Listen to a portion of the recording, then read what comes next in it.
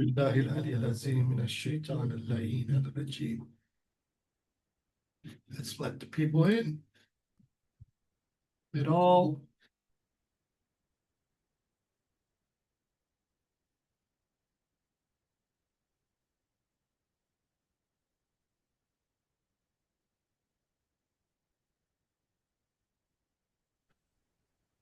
All right, folks, here we are. For chapter 7 of Qaysari. Just a second, I have to quickly do something here.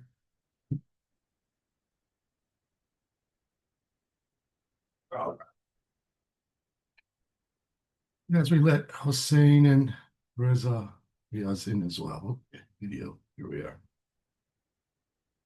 All right. Chapter 7 of Daoud Qaysari's muqadimma, the degrees of unveiling and its many types. Hope you had it a little easier for this chapter than the last ones that we did. The floor is open. Whoever wants to launch, go for it. Whatever questions, issues, or passages you need clarifying, let's do that now.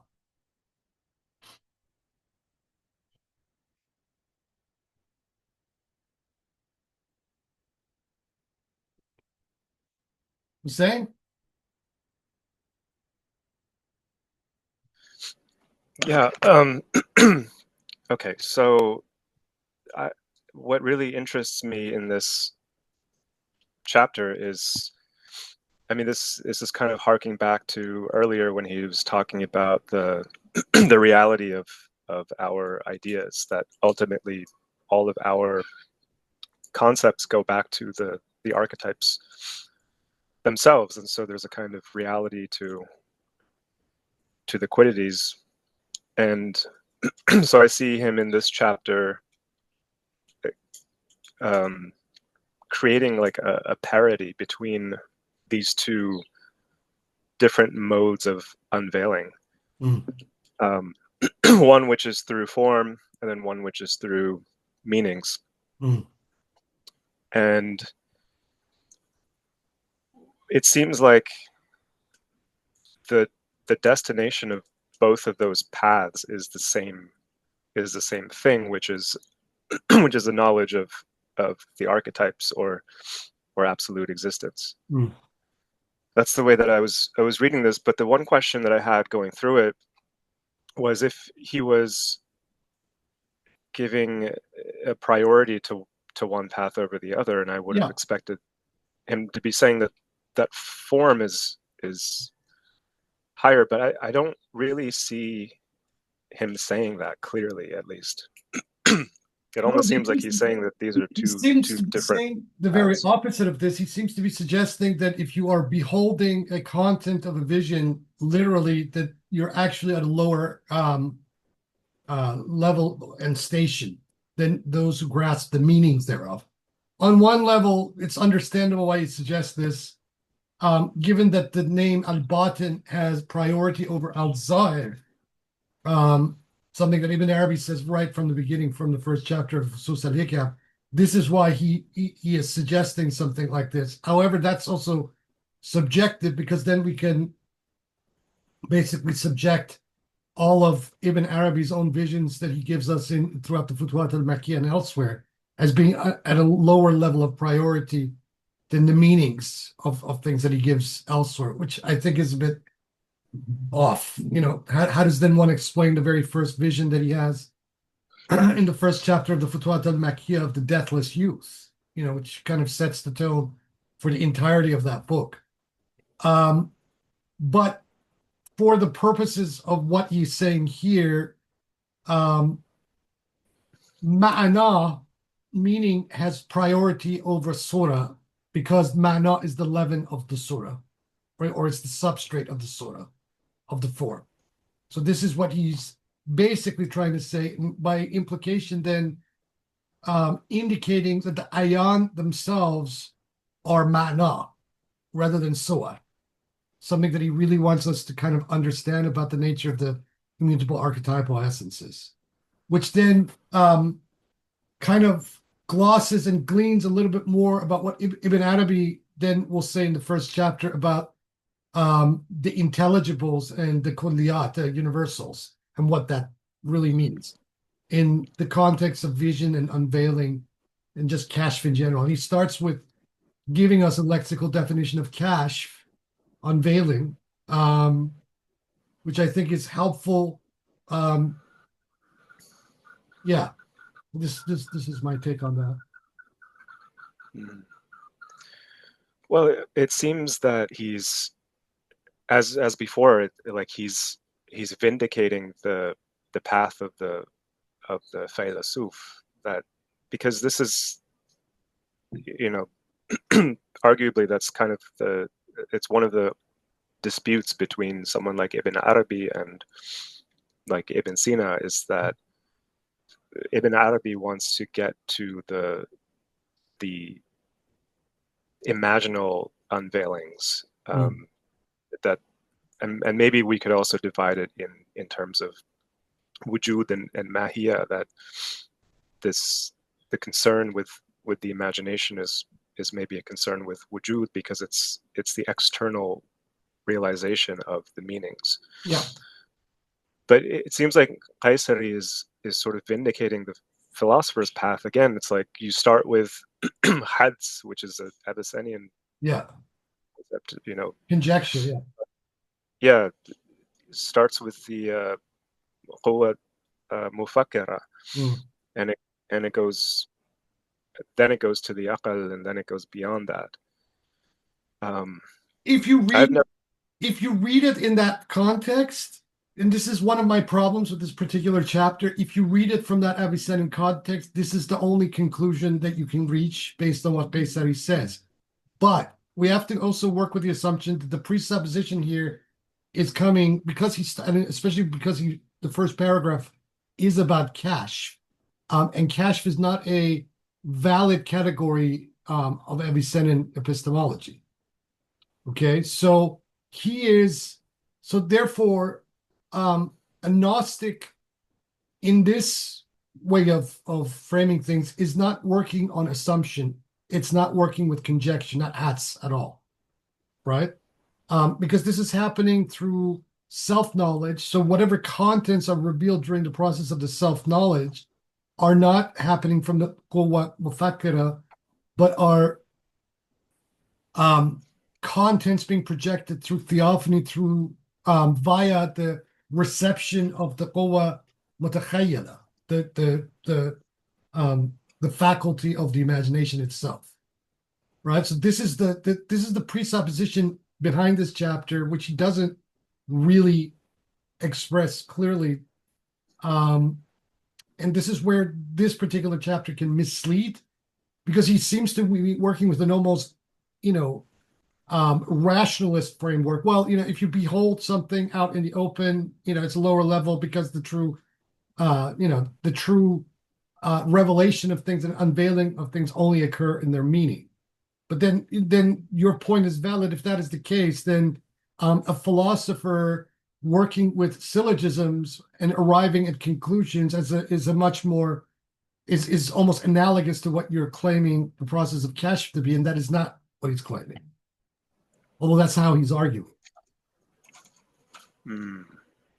Well, okay, that's a little different than the way that I read it, because when he starts talking about the degrees of unveiling through meaning, he goes from hads to aqal, and then up through these other categories of the heart, the spirit, and even beyond that. And he doesn't mention the imagination muhayyala anywhere there. Yeah, doesn't mention it. But it's presupposed. You're supposed to presuppose that into what he's saying. Otherwise, then the question becomes where he's discussing the manifestation of suwar, the manifestation of forms, then hads and also tafakkur don't produce vision of forms. They produce concepts. So then how do we explain the manifestation of forms during the process of wayfaring?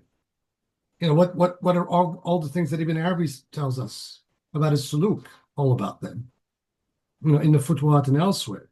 And that this is one of the, I think, the problems with this chapter is that he's assuming too much, but he's kind of wanting to have it both ways by introducing these Avicennan categories, but without necessarily endorsing them 100%, with the presupposition in the background that this is what we're really talking about.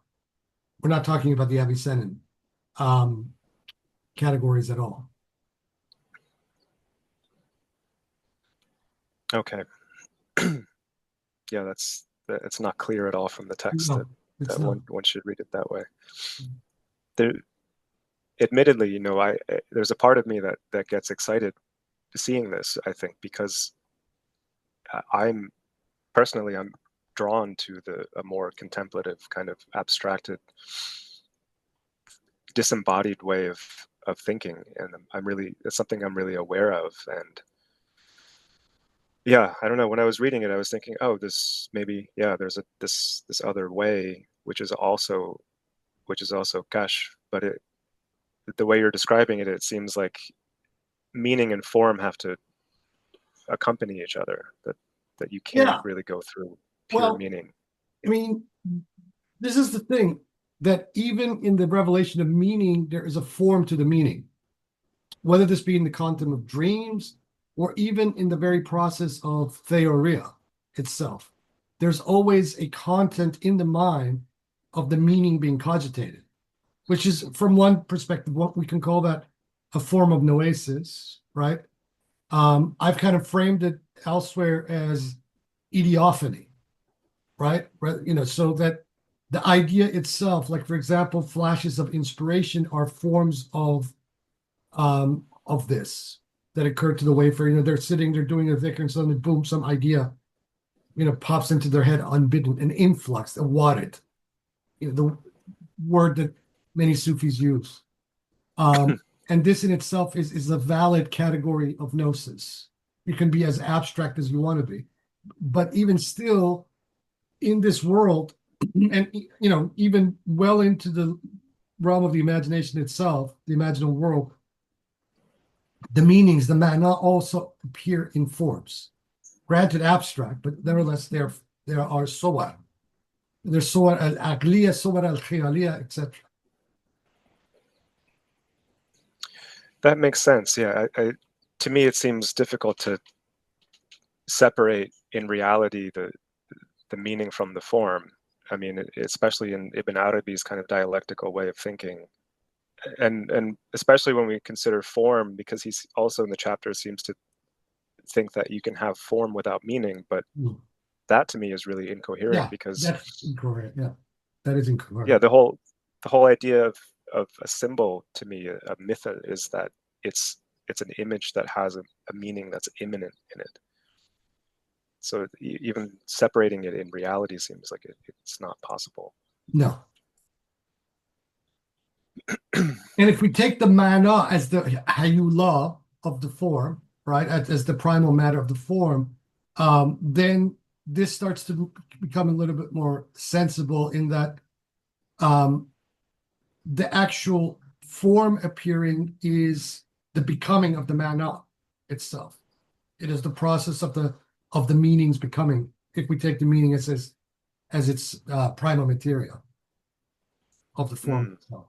So then this distinction kind of becomes a little bit arbitrary. And I don't like this chapter because I don't think he really thought through the argument properly and the implications of what he's saying. He's imposing a very Avicennan epistemological framework, but within a Ibn Arabian and Akbarian context. And he's not succeeding fully.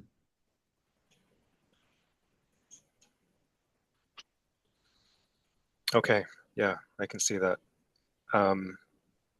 Thank you for that. Just to clarify a couple of things here. So I understand that meanings are the archetypes, and so images in the imaginal world are, well, this is where I have I'm not clear about the distinction between meanings and spirits. I'm Hmm. not even sure what a spirit is. Because to me, I thought the imagination was the corporealization of an archetype. Yeah, yeah. But it also seems, because the imagination is between the spirit and also the souls, which is a distinct category. It's between the spirit and the soul and the kingdom, the mulk, that it's a corporealization of spirits and souls, or is it of the archetypes, or is it both? Well, sometimes these boundaries are not, they're completely blurred. In fact, they kind of merge into each other. So in various places, we might even read almost in, usually sometimes even in unequivocal language, that the mana are the arwah, the spirits are the meanings. Mhm. It in one place in the Futuhat where Ibn Arabi is kind of having a little bit of a tangent, he goes into a bit of a commentary on the Surat al-Qadr. And this is what he explained when he says in part of the verse, "Tanazzalu al-malaikatu wa-ruh." He's saying that when these spirit or just spirit is descending, that spirit itself is the Jawami al-Kalam. It's the totality of the words that the Prophet receives on the night of power in the singular, right? And so that spirit is the totality of the meaning. And then the angels. Tanazzalu al-malaikatu wa-ruh. Mm, okay. Yeah, in this text too, it it does seem that meaning and spirit are sometimes Synonymous, yeah. synonymous. Yeah. Okay. Um, that clarifies that. All right. Thank you.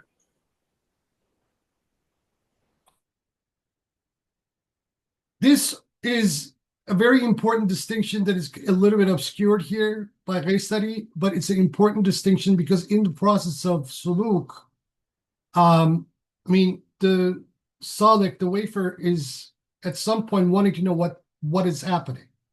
What are these phenomena they're experiencing?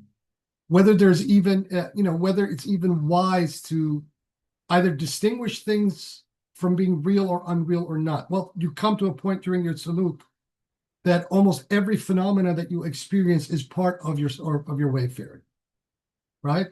So then we need to understand, well, what is the phenomenon that I'm experiencing? I read about spirits, I read about jinn, I read about God, I read about angels. What exactly are these things? It's one thing, to have a concept on paper, or even a consensus about what these things may be, and then another thing to experience how these things manifest themselves, right? And so one of the things that is always explained to intermediate level salak, the wayfarers, like they will say, well, I was sitting and doing this zikr, and all of a sudden this happened. I had this flash. And the sheikh will say, well, that is a warid, that is a sho'ah, it's a ray from the reality of the zikr itself. That is what you just experienced. That was an unveiling. That was an opening. Okay. And then if you go deeper into that explanation, then what the spirit does, how it acts with a given wayfarer itself is then unpacked. Right? So then what happens to the salik is that they begin to understand patterns, and that the patterns that they're experiencing through their wayfaring are the actual patterns of the interaction of the spirit, whether as a person, capital P, or as a terrain, as a situs, as a reality opening up to them. Right? So that more and more, the more that you go into this terrain, the more these concepts actually become quite literal and concrete. Right? In your experience of what these terms are supposed to mean. But it's not just a ratiocinative process where you're just basically working through syllogism or rational arguments and what, aha, one term, two term, third term.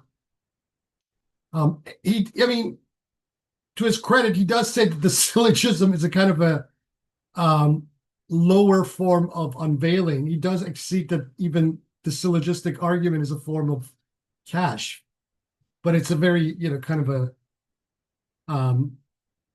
inferior formula.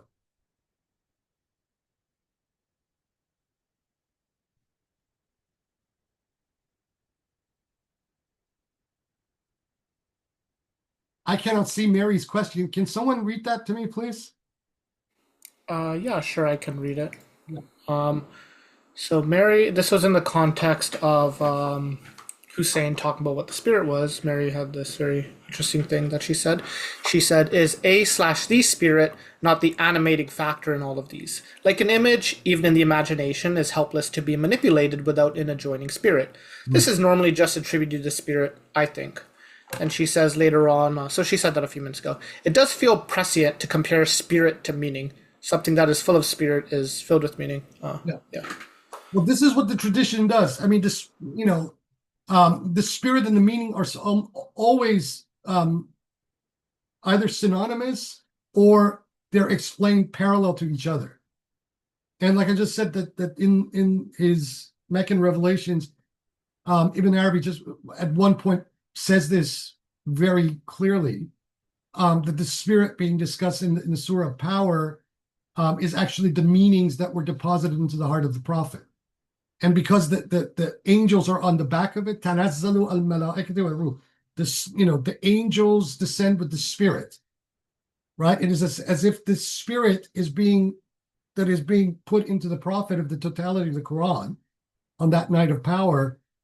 They are the carriers of this meaning, of this in the singular, that is descending into the heart of the Prophet.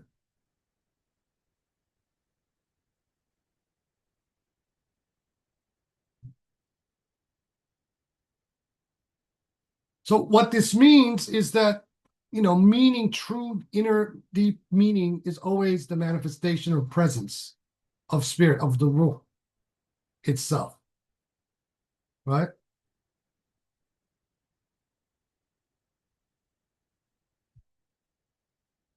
Which then makes meaning, ma'na, or ma'na, far more immediate and less a kind of an abstract concept. And since meaning is infinite, right? When meaning is infinite, then the forms that become out of it or form or manifest out of it, one begins to have a more subtle grasp of what these forms of meaning may be.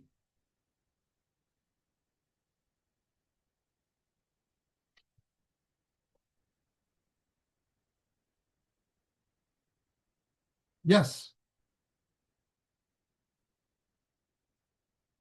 Right. So then this explains what it means to be inspirited, right? If one is inspirited, if the world is inspirited, if the matter in which we are carboned in this world is inspirited, right? Then now you begin to understand what meaning is, what quality is, and how it is the container of quantity. And why the epistemologies, the materialist epistemologies of the West over the last 500-600 years have completely gotten it backwards, putting matter before, the spirit, the quantity before the quality. Because if you think about it, what even qualifies quantitativeness without the qualitative reality that this quantitative reality takes, whether it be in the form of dimension, shape, all kinds of other things that you can, impute to it. And that is the meaning. So the meaning is the spirit. And that's the inspirited reality of all things. And this immediacy, right? The immediacy of it is right in front of us all the time. We are beings that we cannot even make sense of our world without meaning being imputed to everything that happens at every second, every moment. Such that then everything that we experience, or even our mundane experience, is a modality of kashf. So it's not as if, like, there are Sufis, who are going through trials and then having an unveiling. Average human beings, all human beings, even animals, are having constant unveiling. And what does this then go to? It goes to, on another level, on the ontology that Ibn Arabi is trying to tell us about, it goes to this incessant recreation at each moment. These recreative moments are also the generators of the meaning, of the distinctions between things. The multiplicity occurring that allows us to distinguish one thing from another thing, which are all being contained in the singularity itself. In that very moment, the quality, the wahda.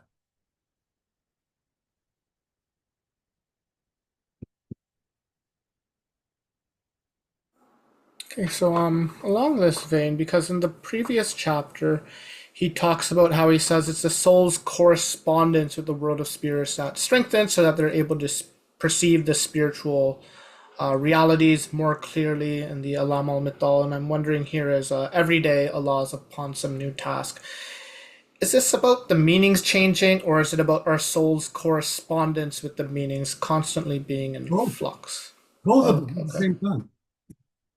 It's not just one or the other, it's both. One informs the other.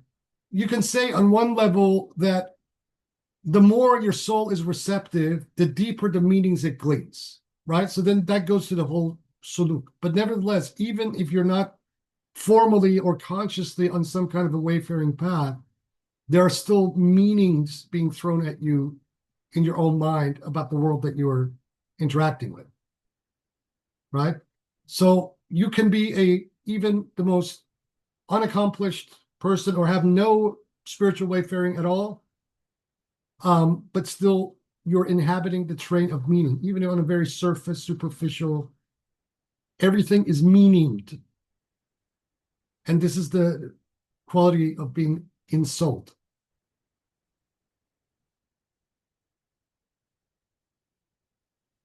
Okay, cool. Thank you. Very neat.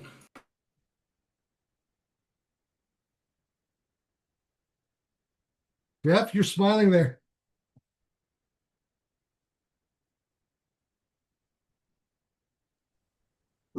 Only because Mary's typing away over here, and I'm laughing, trying to keep up with listening to you at the same time as listening to her and trying to understand what she's saying. And I wonder, can you see her comments popping up? No, Like, do you see the last while question? yeah, not while I'm doing this at the same time. I can't see it, but if you can read it to me, I'll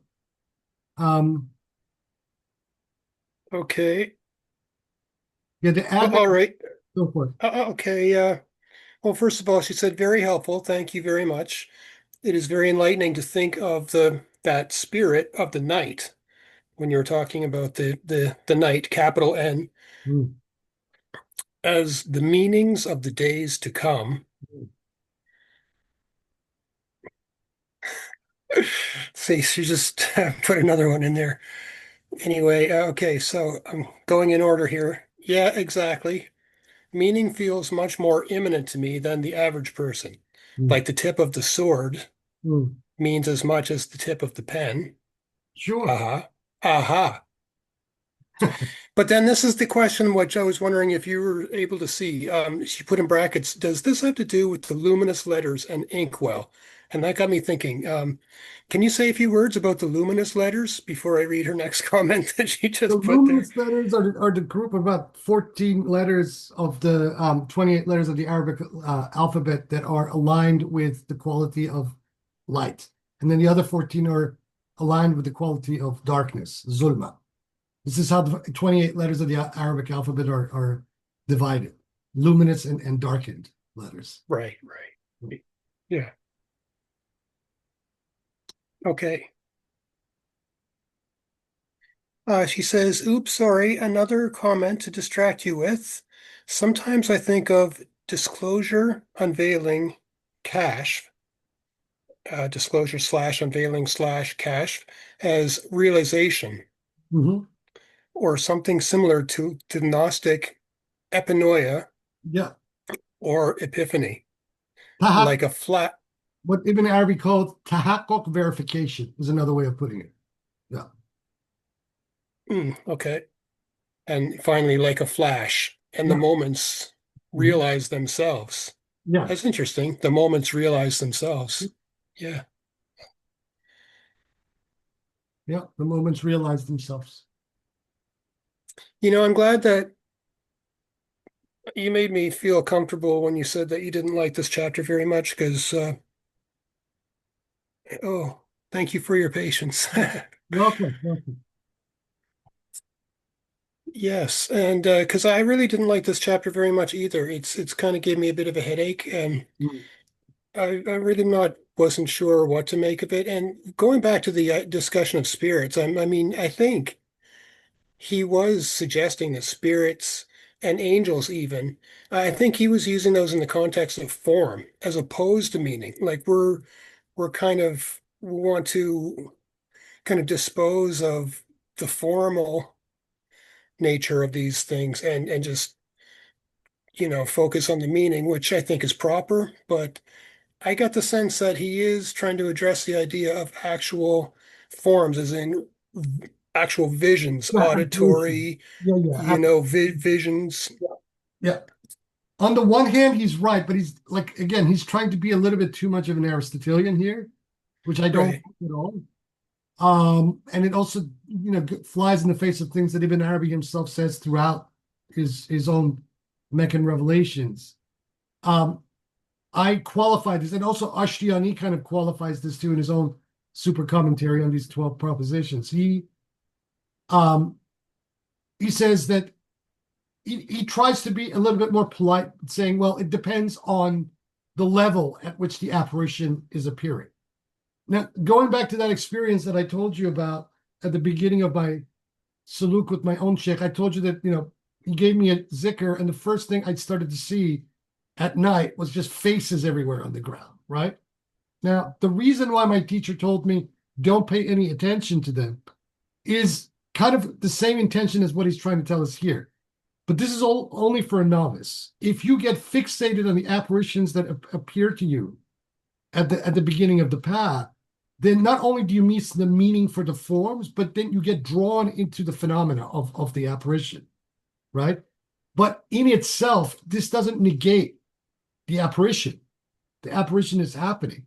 The Mhm. apparition is a manifestation of the meaning, right? And even if it's a momentary thing, it's still a momentary apparition of a meaning. So this is where I think Qaysari is a bit off, and he's been criticized for this on this particular chapter for saying that. Yeah. Right. It makes me wonder.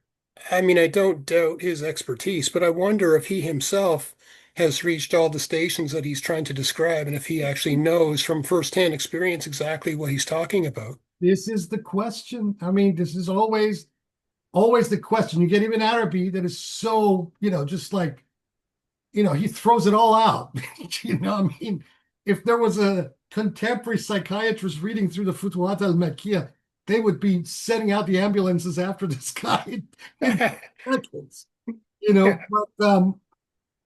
but he's honest. He's telling us of his experience, the things he's seen, the experiences that he's had, the feelings that he had behind them, all of this stuff. And this is because he is trying to also point out that these revelations that happen, apparitions that appear, things that you see, these, even though they are sort of luminously encrusted meanings, nevertheless, they are the manifestations and apparitions of these meanings. They are their epiphanies. So on one level, Ibn Arabi is saying that, while we can, like, intellectually in an abstract fashion separate the meaning from the form, but nevertheless, with even with the most accomplished of Gnostics, it is impossible to even glean that meaning in its total abstractness without some form of form being attached to it. So what then Mr. Qaysari is doing here is misleading us intellectually. He's not, it's not deliberate on his part, but the way that he's articulated it is misleading. Yeah, yeah. I think he's trying to be all things to all people here and trying to explain things, well, you know what I mean, I think, I hope. Hmm. Um, Obviously not everybody's going to relate to every point that he's trying to elucidate. And in fact, he even mentions where is it? I think on page 175. Just a sec, I have to. He mentions at some point how ultimately,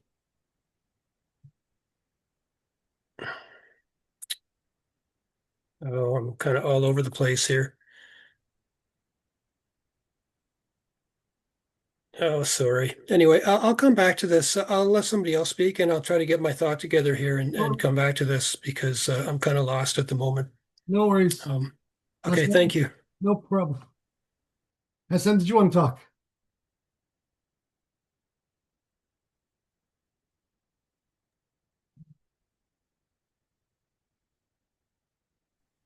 Uh, my first comment may be little marginal to the main line of thought, but these are the two hadiths on page 165.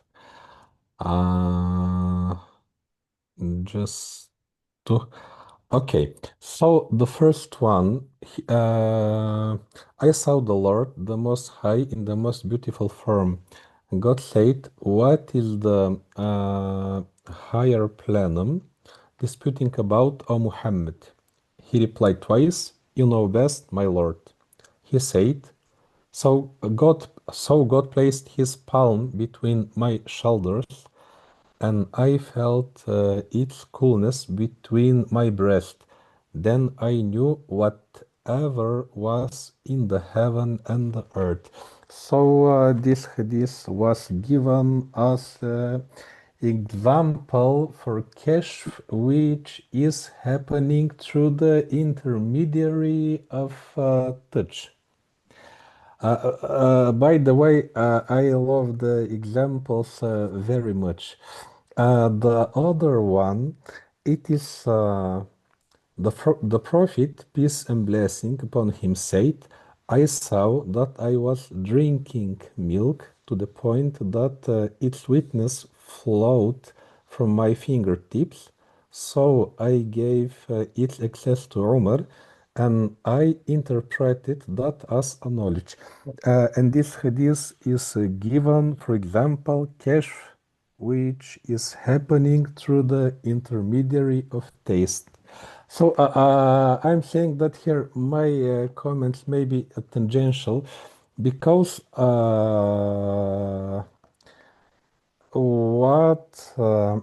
for example, the first hadith, Mu'tazilis and other rationalists would say straightforward that this hadith is fabrication because it is outrageous anthropomorphism, which we are describing to God.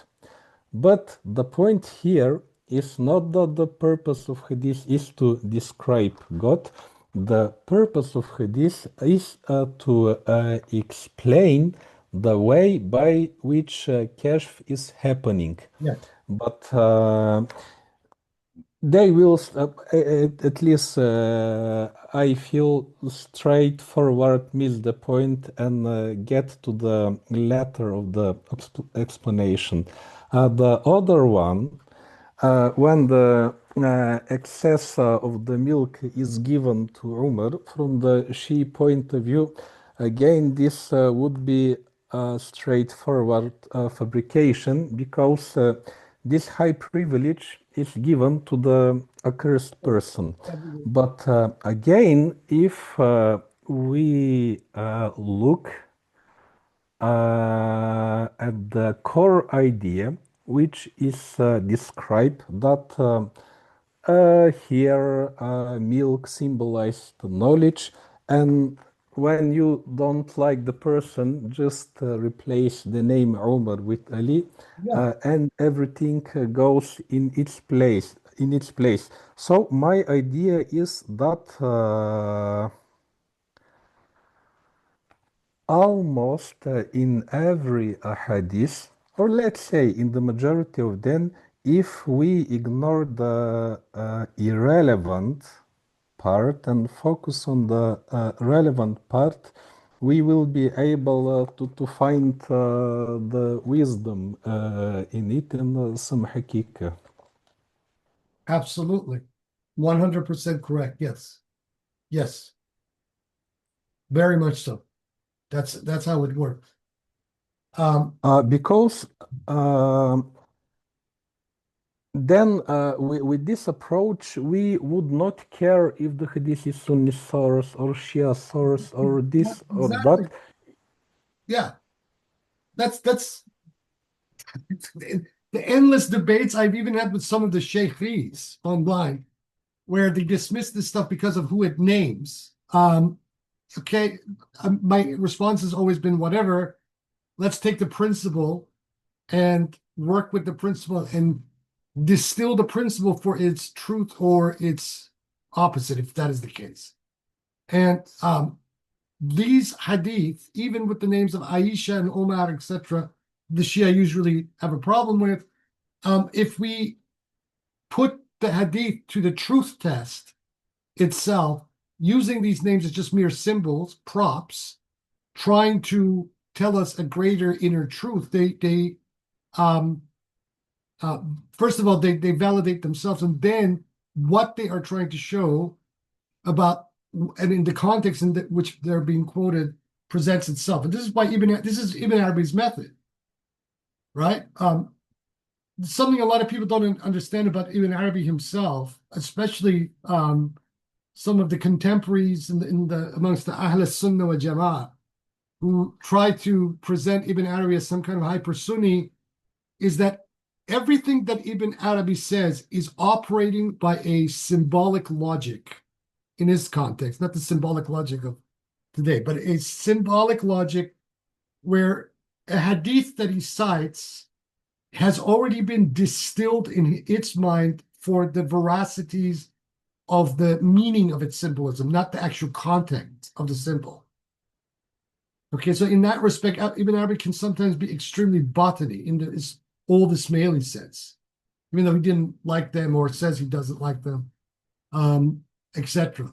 And that is why these hadith work. And what you just said, so this first hadith tells us about the process of kashf. What is it? How does kashf even work? What does it even look like?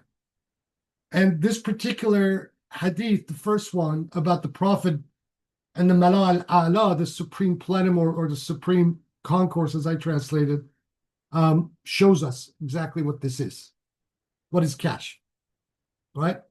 From the context of the Prophet's own experience.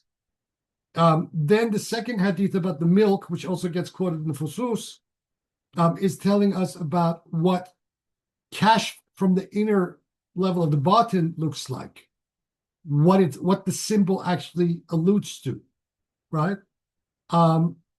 Irrespective of who is mentioned in the hadith or who's even transmitting the hadith. The Shiites originally in their own collections, you look at, for example, some of the very key ahadith in Basair al-Darajat, and they either have very short isnads or no isnads at all sometimes. And with those who follow the ilm al-rijal with hadith, they immediately dismiss this as made up. Yet you look at the content of the hadith itself, and it's rich with symbolism and deep in meaning, but they'll dismiss it. This is fabricated. Yet the most banal of the hadith, with the most banal of content, is endorsed by these people as being authentic merely because of its chain. Right? So this is a contrast in the kind of mentality that a Gnostic should have, that the endorsement of something in the outward suri level of the world sometimes is not exactly congruent with the methodologies of the Zahir, this is why Korban is noted as said when it was pointed out to him that, well, a lot of these hadith that you love so much and you work with amongst the Shia corpus, they're rejected by the Ahl Hadith, the people in the Hawza that study this stuff over a lifetime, and they claim that none of this stuff was even uttered by any of the Imams. And Korban's response is classic. It doesn't matter what the actual formal material authenticity of this particular text is, but if even if it was made up, it was the Imam who speaks at that moment, because the truth it is conveying is the wisdom of the Imam, not whether what the genealogy, the material genealogy of this may be. Right? So this is where Korban comes from. He is coming from the perspective of the Mana.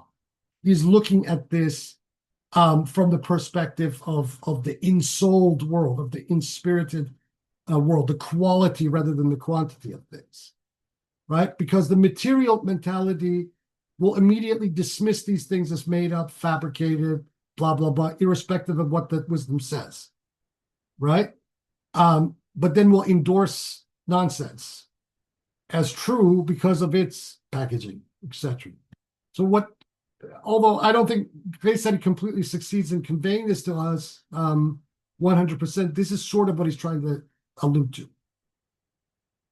And the paradox is that even the people who are rejecting this ahadith because of the asanid and other Zahiri reasons,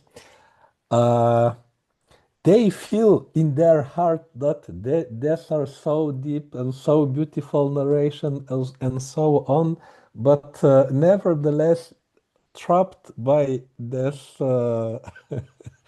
Zahiri things cannot leap over the trap. Here's the question I've asked these people many times. Some of these Hozabis were, for example, my point of view is that the Hadith al-Haqiqa is authentic. And the Fuqaha and the Ahl Hadith say this is made up. On the historical question, there are enough questions about the authenticity of this thing that dismisses their blanket dismissal. Number one, the statement that Amuli makes in Jami al-Asrar that he had personally seen copies of the Hadith Kumail as part of the Nahj al-Balagha. Now, we know that the Nahj al-Balagha in its final version was put together by the Sharif al-Murtaza, right? So it was possible, whatever form it came in before the version of Sharif al-Murtaza, that the Hadith al-Kumail was part of this. Now, but this Hadith al-Haqiqa, Hadith al-Kumail, is an extremely Gnostic, esoteric proof text. Very short conversation between Kumail and Ali, alayhi salam. And to me, this dialogue says more about high imamology and the kind of stuff that the mullahs are usually very hesitant about in attributing to the Alabid, and they will dismiss it, than every other thing that they actually do endorse. That short little dialogue tells us everything. The entire path is in that little hadith. And its implications are so vast, so multidimensional. It touches on literally everything, right? So the mullahs dismiss this, but then they have to explain that how is it that a proof text that all the Shia Gnostics take as authentic, how is it that the implications of this little dialogue between Ali and Kumail is so deep? It's almost like a miniature, it's like the entire Quran in a dialogue is contained within it. So if it's inauthentic, the people who fabricated it you may have to accede to the fact that these people were at the same level as the prophets and the awliya. And this draws you into another conversation. I've had this conversation with these people many times on email, on chat boards, etc. And they just they have no answer to that. And they shut down the conversation immediately. But this is the gap in this kind of methodology, this Zahiri methodology that will dismiss whatever it is based on extremely narrow-minded criteria. right? That it itself is arbitrarily established and outside of which it won't agree to anything intruding into that domain. Thank you, Saidi. The next one, okay, it's start page 169. I'll read not the whole paragraph, just the relevant parts to my question.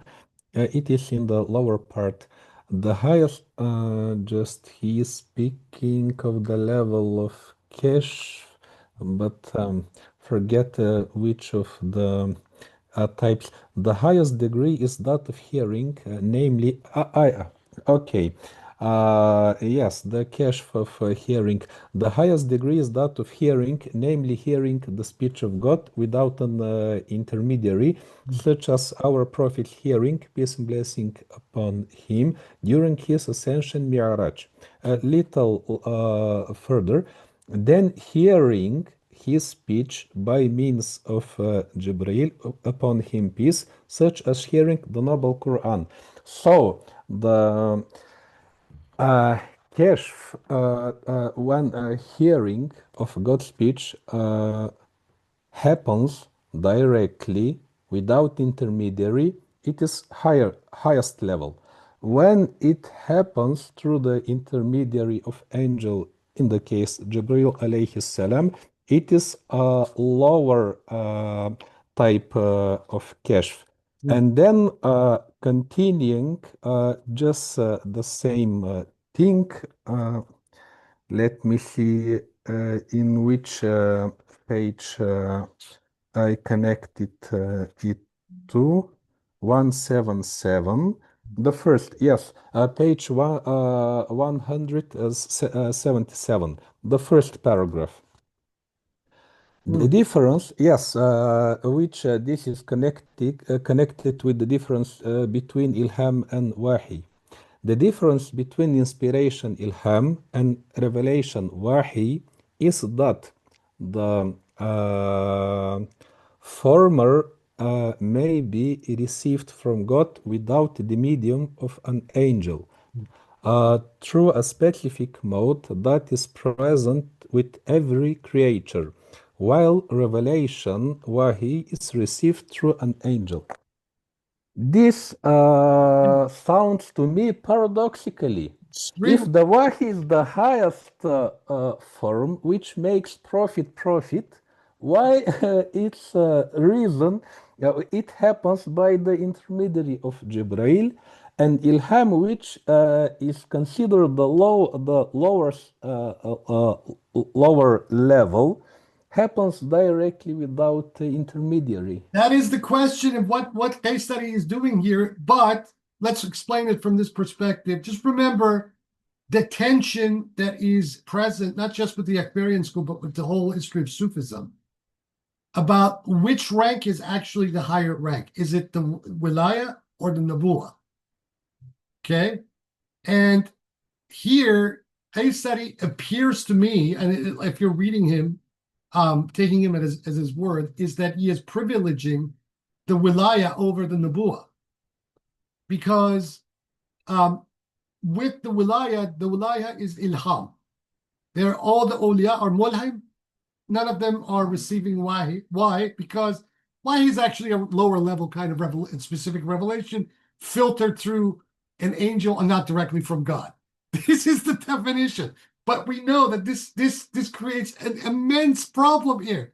So what are you saying? That the prophets and the messengers are actually at a lower level than everybody else, and especially the awliya, the bearers of the providential guidance and vicegerency. On one level, there is an accession to yes. So, but then on another level, it creates that problem from the point of view of Orthodox, right? I don't have a particular problem with this because from my reading, the manifestation of Gabriel to the prophet is a manifestation of God. It's an angelophany. And, in my reading and also in the reading of Ibn Arabi, Jibreel, the power of God, if we take it in its etymological meaning, is just basically a theophany of God itself in the form of an angel to the prophet. It is himself. It is his higher nature. It's the prophet's tiba'atan. And it was Zoroaster of all people who taught me to read the revelation of Muhammad that way. Okay? So this is what is going on. So that wahy itself is a species of ilham. We can even say that it is a very specific form of wahy, or a very specific form of ilham that becomes wahy, where it is like the most powerful, most potent form of ilham imaginable, because all of this is coming ultimately from God. But when it happens in the form of an angelophany, a very specific one, then that is when the revelation happens, and this is when the self-disclosure is an actual revelation, acting in the way of legislative prophecy in the form of Muhammad Rasulullah. You can make that argument. Okay, but in the way that he's expressing it here, it's very misleading. I know this is not what he means, but this is the way that he's written it here, also in the Arabic. This is what it implies. So then it is basically putting the prophets at a lower level than everybody else, and particularly the awliya. Or at least what could be said that in the personality of the prophet, that his prophetic mission is lower than his function as wali. Yeah. And then this is where it gets very, very humorous, is because then, not in the next chapter, but the following chapter that we're going to read, chapter 9, then he sorts of backtracks in his argument, because he's then talking about the Haqiqa Muhammadiyah, right? He sort of backtracks on what he just said here in a sort of roundabout sort of way. But if you take this passage on its own, this is what it makes it sound like, that he is saying that ilham is a higher reality and it's a more universal reality, and everything is being, inspired by God all the time. Whereas, revelation is a more circumspect, and, an angel has to carry it, to make, that craft, that ilham into the way as revelation to get to the prophet. It's a little bit problematic here. Yeah. Okay. The next one, just to find it. Page, it is the last page, 179, again, the first paragraph. Here speaks about the four directions. It is said that most of what appears from the right or from the front are angelic, let's say, inspirations or revelations of Waridat or whatever it is, are angelic, and most of what appears from behind and from the left are satanic. This is not the criteria, since Satan appears from all sides, as the Quran states. Then I will certainly approach them from the front, from behind, on the right, on the left. You will find most of them ungrateful. But here my questions, since we are speaking again about types of inspiration and so on, here physical directions in some sense are meaningless. Yes. What symbolized here as for directions? For Qaysari, obviously not, because he's correcting himself and saying, and then quoting the passage from the Quran. But these directionalities, the right and left, become a very important one in the later Islamic tradition, or at least from around the period of the Umayyads onwards, where left and right symbolize purity and impurity, right being purity, left being impurity in Islamic discourse. There is some justification for it in the Quran, very slight, but it is in the Hadith literature where we start to get this, because the Quran is very unequivocal that, the devil can approach you from any direction. You can be misguided from any direction, right? And this is where then the Akbarian perspective that God is the guide and the misguider, he's the Hadi wal Mudil, become such an important contrast and dichotomy? Because if Allah subhanahu is muhit bi kulli shay, right, then how is it that the devil can approach from every direction as well? And the only solution to that is that God is both the guide and the misguider simultaneously. And so then part of the suluk, a very important and central part of the suluk, is for the Gnostic to navigate, to be able to properly distinguish and navigate between the realities of guidance and misguidance, all of which are from God.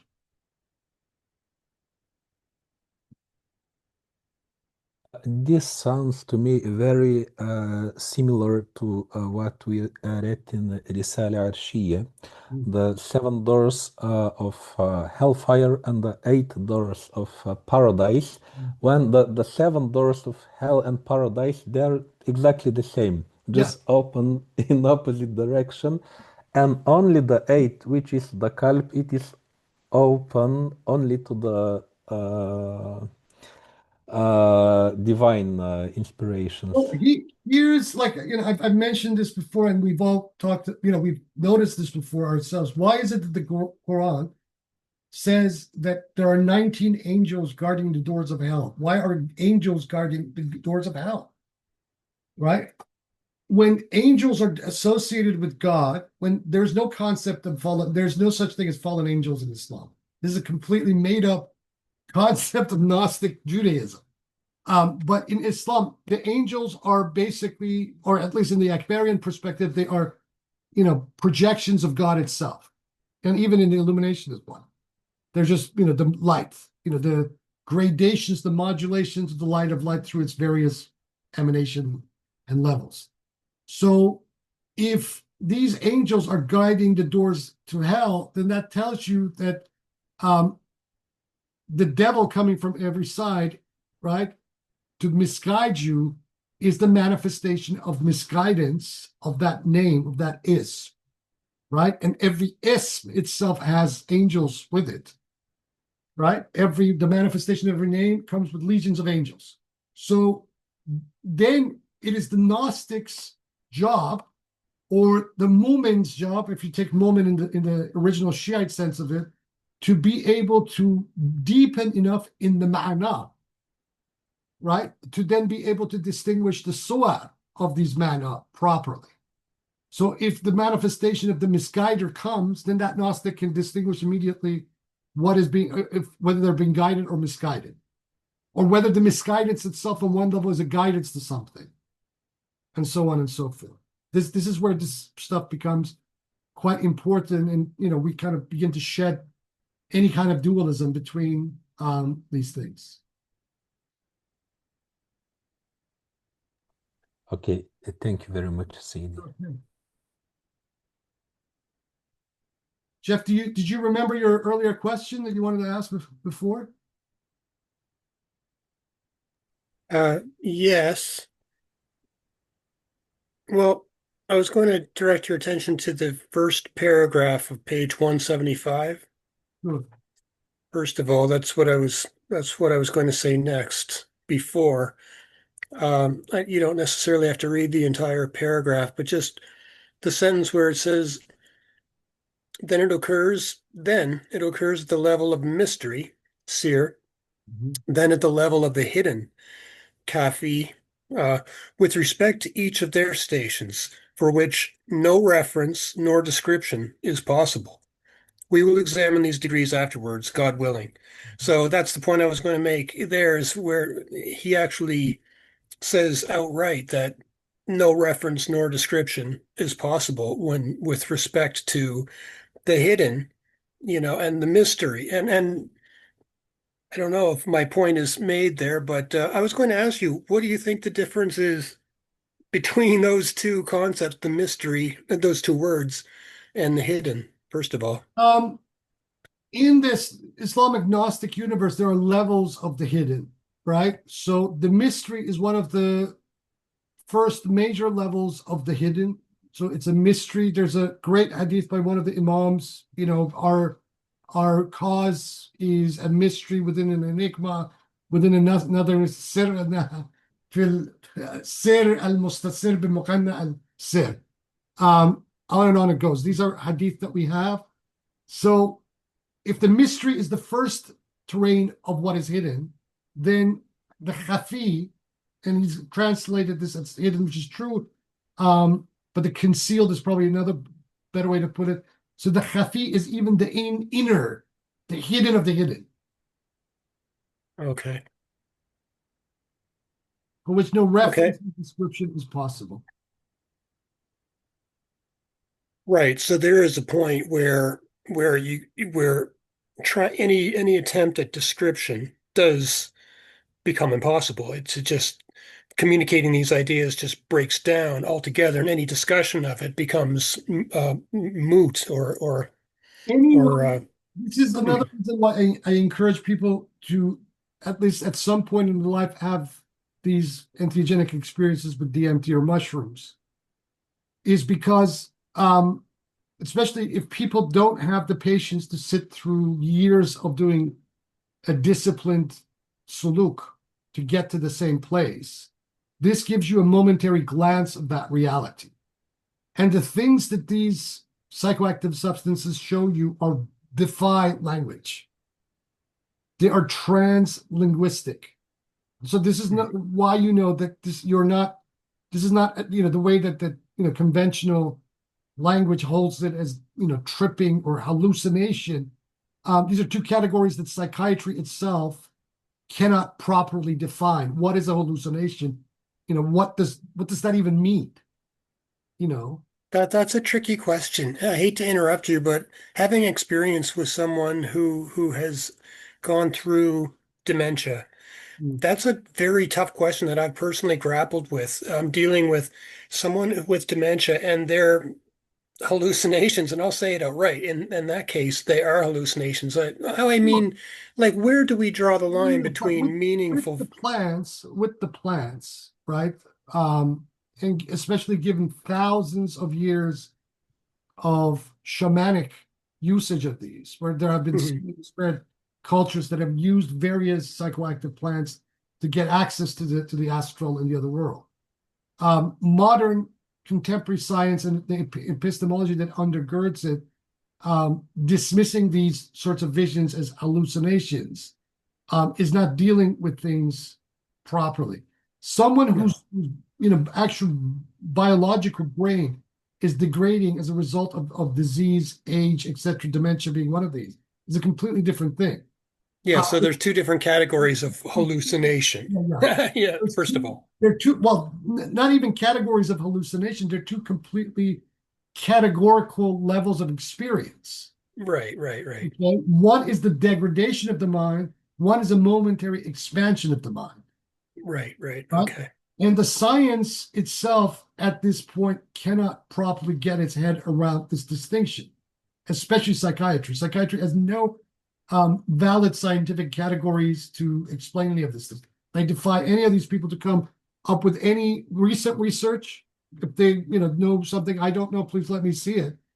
But the point is that when you go into that kind of terrain and you have these sorts of experiences, even as a taste, these are forms of gnosis induced by the plants. Some people are ready for them, others are not. Nevertheless, they are gnosis. And they show you things that defy all explanation. And it is not just merely your brain chemistry going haywire and projecting images. If it is, then the science also then needs to explain that, which they haven't yet. But let's work on the assumption that there are real ontological contents of things being perceived, which in my opinion, we're actually looking at the imaginal world, the Adam and Mithal, through these plans. So things that you see, for example, in the three-dimensional world, the concept of a square circle is impossible. In that world, not only do you see the square circle, you see many shapes that is just impossible to manifest, even as a concept in this world. Okay? So this is what it's saying, that these sorts of laws that we take, but that, we could say that at that level with the entheogenic experience and these plant gnosis, it's at probably at one of the lower levels of the ser of the mystery. That beyond that, there are things that infinitely go on that is impossible to grasp by the mind. That we can give, but we know that the mystery exists, and here's like some contemporary evidence of how to gain access to that level of the divine mystery at the imaginal. Right. Right. Yeah, I thought it was important to kind of parse that word hallucination and like you did make the, because there is a category of hallucination, Yeah. in my opinion, but then there's the category of, visions of pertaining to the imaginal, Yeah. which is a whole other category. So Yeah. we needed to make that distinction. Well, You know what? I actually think that Qaysari, going back to your discussion with Hassan, I think Qaysari, I took it that he was prioritizing the form, like the formal angel. Like, I don't think he was prioritizing intuition over revelation. I took it the other way around, that if you see an angel or have like a tangible experience with what you would describe as an angel, that is a higher level than everyday, ordinary inspiration, is the way I took it. well, that's what he's meaning by it, but the way that he's articulating it, because he's saying that the inspiration comes directly from God and everything is inspired, but this is an angel that is responsible for being the carrier of the revelation proper. And Right. on the face of it, when you look at it, this doesn't make any sense. What does he say? Yeah. Angel is a lower level entity than God. So yeah, but that's what he Yeah. means by it. Yeah. It is kind of confusing. And keeping with that same page 177, in the note on page 177, I think it was, note number 20.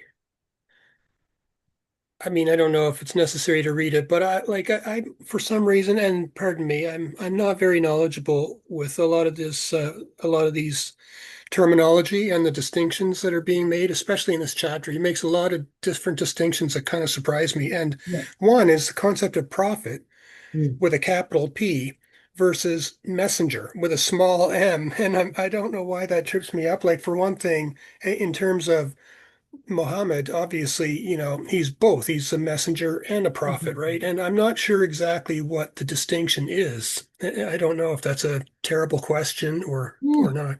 This is a question that has never been adequately resolved in the literature at all. In the Quran, Muhammad Rasulullah is classified as the seal of prophets, but there's nothing that says seal of messenger. Khatam al-Mursaleen is something that is only later on beginning in the hadith literature, some of which are clearly fabricated, where Nabi and Murs and Rasul become synonymous.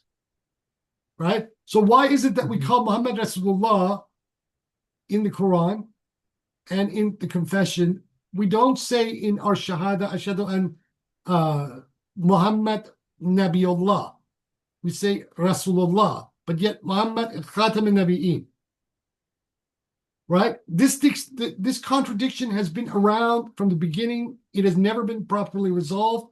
The resolution of this problem in the consensus form that we have it today only occurs in the Abbasid period between both camps of the Imami Shiites and the Sunnis. And this is a distinction that the school of Ibn Arabi amongst the Sunni very forcefully reopened to a lot of negative reaction to them, but is a valid distinction because, as Ibn Arabi himself then suggests, all of the awliya, all of the Sufi saints are in their own stations messengers. Right? Okay. We can take Muhammad as the first amongst this, group, as the first amongst equals, but nevertheless, the awliya themselves are more saleen, and this is an extremely controversial point because what Ibn Arabi suggests, and this is, I'm surprised that Chittick and all the rest of these people didn't really play on this, is that what this means is that Ibn Arabi almost suggests that the door of Risala, of the door of messengership, actually hasn't been closed. It's the door of prophecy, of that rank of Nubuwah, that has actually been closed. So absolutely, Muhammad is the seal of prophets, but not necessarily the seal of messengers. Calling him the seal of messengers is a fabrication that the early generations did, and especially during the Abbasid period, as a kind of a political maneuver at that point. The evidence is there. So these guys were quite attuned to the fact that this question is not as straightforward as the Orthodox established makes it out to be. And anyone who has probed this issue, whether from the Quran, from the tafsir, from the hadith literature, and then the debates that ensued between theologians, then finally what the Sufis and some of the Shia Gnostics say about it, it becomes pretty obvious that no, actually this issue is not that cut and dry as many people think it is. And furthermore, the word khatam itself does not necessarily denote closure, and particularly in the context of, the first century Hijra amongst those Arabs of the Hijaz. A seal is basically, like, for example, if Muhammad in the Quran is held to have said, Ana khatam an-nabiyyin, and then I am the seal of prophets, and there's all these prophet messengers from the Abrahamic traditions that are mentioned throughout the Quran.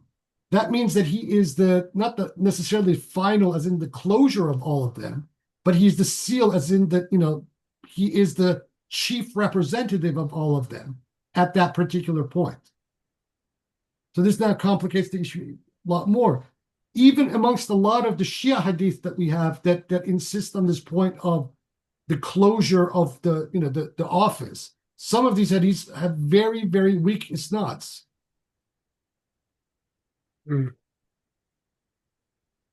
Great. Okay, great. Oh, go ahead, Hassan. Sorry for interrupting. I just want to add, if we accept, I think, again, in some Shia sources, that the same way Muhammad is Khatimul Anbiya, Imam Ali is Khatimul Awliya. Awliya, yeah. When we combine these two, it is obvious that Khatam doesn't mean last in the time, because no one says that he was the last wali, and there would be no any wali to the...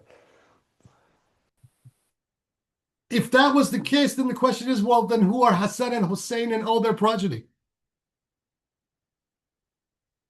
Right? That argument then invalidates the very claims that a lot of the Shia make themselves about the sanctity of the family after Fatima, Hassan and Hussein and Ali, alayhim salam. Yes, exactly. The argument being, if in the one case Khatam doesn't mean the last in the time, it is the same word in the other part of the sentence. It has absolutely the same meaning. Meaning, exactly. Yep. That's the way it is. Okay, does anyone have any other pending questions that they want to broach here? There was some in the chat, some comments if someone want to read them. What was the last one, if you can read it, because I can't access it?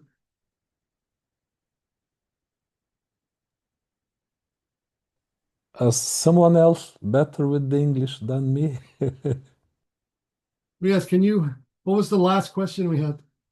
I don't think that they were questions. I think that there were things that more so came up. So this is around 9:43 when we were talking about Hadith. I'm not sure if we've spoken about this, but Mary said, I read in the Shia corpus, I'm not sure which one, recently that Muhammad said about Hadith, if it's true, I said it, and if it's not, I didn't. And honestly, Shia Hadith lean highly historical and spiritual symbolic to anyway. Nathan said something, and then Mary said, "Oh, okay, I have to go." And yeah, okay. And then Nathan said something along the same lines, where he said, "I believe Sheikh Al-Mufid narrated a hadith from Imam Ali alayhi salam, which says something along the lines of take wisdom." This is a translation from the Arabic. Take wisdom from wherever it may be, for wisdom is a lost property of every believer. Then Mary said, "Wisdom has its proper keepers, and we should all hasten to be one of them," which I think is a good sentiment. Amen. Amen to that. Amen to that. Okie dokie, if there's no other questions, for next week, let's read the two chapters, chapter 8 and 9 together. So that is the world is the form of the human reality, and the chapter that comes from it, the vicegerency of the Mohammedan reality, and that is the ultimate pole. It's only about, minus the Arabic texts together, it's about 10 pages. And let's just cover 8 and 9. So that means that we're moving pretty quickly now through this. That means that after these two chapters, there's only about 3 more chapters left of Qaysari. So we can finish it and launch into the fusus proper. Jeff, did you want to say something? I did have one other question. I hate to take up too much time, but if you don't mind, the last one I noted was it's on page 173, the third paragraph. Okay. And what is it? In particular, I don't. You can. The one I'm that's not going to. goes at the level of the heart, al-qalb, and may be called inspiration, ilham, if at this station it reveals outwardly a meaning of the unseen. But if it reveals a certain reality, immaterial spirit, or one of the permanent archetypes, it is called witnessing of the heart. Sorry. Yeah. Sorry, the paragraph above that actually. Sorry. Intuition. In particular, yeah, go ahead. Intuition is a flash of its light because the reflective faculty is corporeal, so it becomes a sort of veil for the light that reveals meanings from the unseen. This is the lowest form of unfailing. I disagree. This is why it is said that opening is of 2 types: opening in the soul, which confers complete knowledge by way of transmission, or naq, and intellect, aql, an opening in the spirit, which imbues knowledge existentially, not through transmission and intellect. A lot to unpack in this one, this particular. No, I don't mean to harp on this. I just was wondering, this is one of the distinctions that tripped me up that I wanted to ask you about, is this distinction between transmission, naq, and intellect, aql. I mean, I know about intellect. I've heard the word aql many times, but I've never seen naq, and I wonder if you had any. Naql a transmission. When you transmit something, whether it be a piece of text, a piece of knowledge, an initiation, for example, is a form of naql. Or intiqal comes from that root of naql. And the second one is the opening of the fath ruh, the opening in the spirit, which imbues knowledge existentially and not through transmission and intellect. So here we can take it, the opening in the soul, which confers complete knowledge by way of transmission and intellect, as probably the initial stages of a wayfaring, where there is an actual acquisition of knowledge, whether through the means of a sheikh or through one's own efforts of study and mujahada of various sorts. And then once you reach a higher level of unveiling, this occurs existentially, right? So it occurs through fat, what Ibn Arabi calls a opening. Where it is an instantaneous, kind of very destabilizing kind of experience that immediately just downloads knowledge. It's that spirit that Ibn Arabi says descends on the heart of the Prophet in the night of power. It is like that. Or Ibn Arabi's own experience at the Kaaba when he beholds that young Nizam, that young Iranian woman who just opens his heart completely. Okay. That's okay. Thank you. That made a lot more sense now. Suddenly, it actually didn't make any sense to me the first time I read it, but it makes a lot more sense now. Okay. Thank you. no worries. All right. So chapters 9 and 10 for next week. Actually, 8 and 9, sorry. 8 and 9 for next week. And then obviously next week we also have the rest of the Sohrawardi to finish. So until next week, folks, have a good week, and we will come together same time next week. Yahak.